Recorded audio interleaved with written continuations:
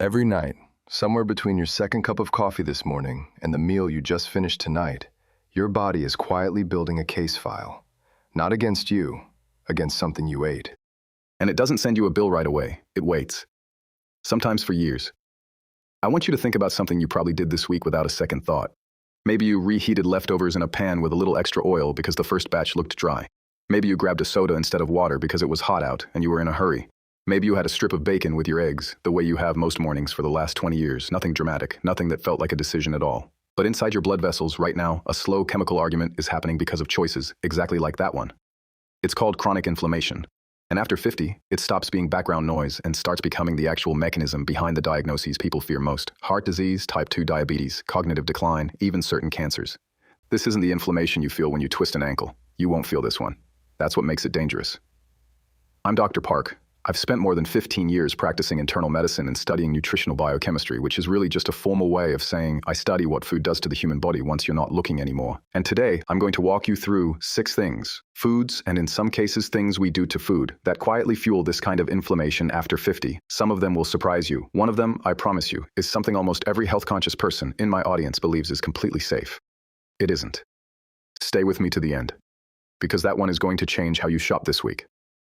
Let me tell you plainly, before anything else, I'm not here to sell you a supplement, a detox, or a 12-week course.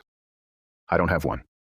What I have is research, published, peer-reviewed, and mostly free for anyone to read if they knew where to look, and 20 years of watching that research failed to make it to people's actual dinner tables. That gap is the reason this channel exists. So let's talk about what inflammation actually is, in plain terms, because you need to understand the mechanism before the list will mean anything to you.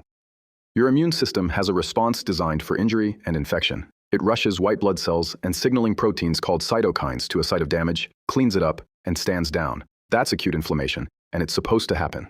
It's what makes a cut swell and heal. Chronic inflammation is different. It's that same system, switched on at a low simmer, all day, every day, for years. Not because you're injured, but because your blood vessels, your gut lining, or your fat tissue are under constant low-grade chemical stress. Researchers can actually measure this. A blood marker called C-reactive protein, or CRP, rises when this simmer is happening in your body, and elevated CRP has been associated in large population studies with higher rates of cardiovascular events.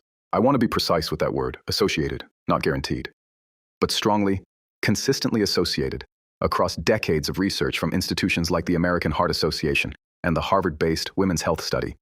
Here's why this matters so much more, after 50 specifically.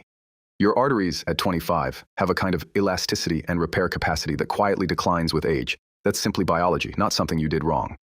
So the same inflammatory insult that a 30-year-old's body absorbs and clears in a day can leave a small trace behind in a 60-year-old's.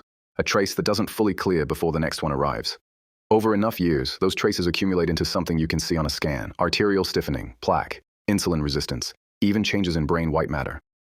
None of that happens overnight. It happens one dinner at a time, quietly, for decades. I want to give you one lens to carry through everything I tell you today, because it will make every single item on this list click into place instead of feeling like 6 unrelated facts.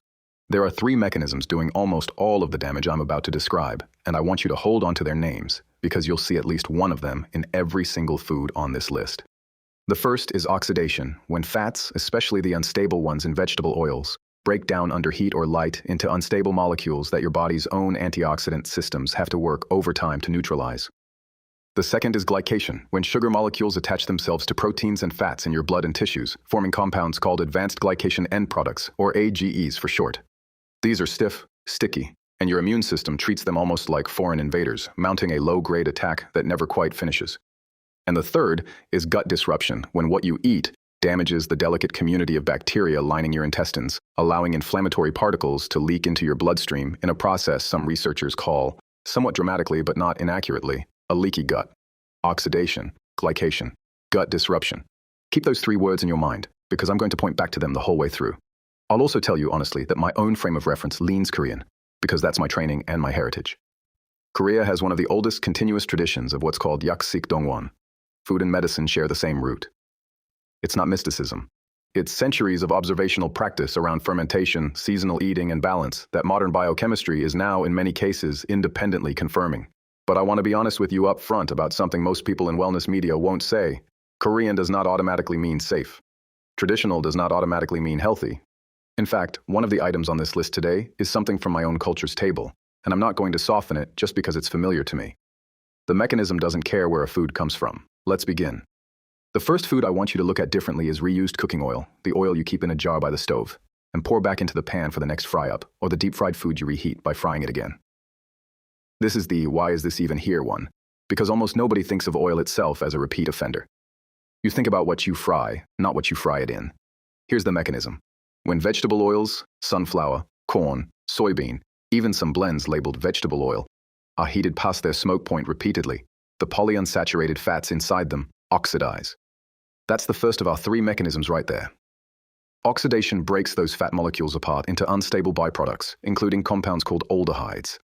Research published in food chemistry and toxicology journals has measured rising concentrations of these aldehydes with each additional heating cycle of the same oil, and some of these compounds have been linked in laboratory and animal studies to oxidative stress and inflammatory signaling inside blood vessel walls.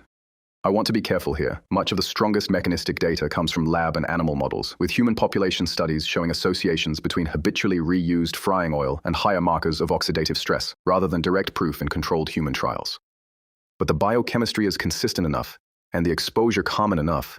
Think of the oil sitting in restaurant fryers reused dozens of times a day, that public health bodies in several countries have issued specific guidance limiting how many times oil should be reused. The number that should stick with you. Some food safety agencies recommend not reusing frying oil more than 2 or 3 times before discarding it, and recommend never reusing oil that has turned dark, become thick, or started to smoke well below its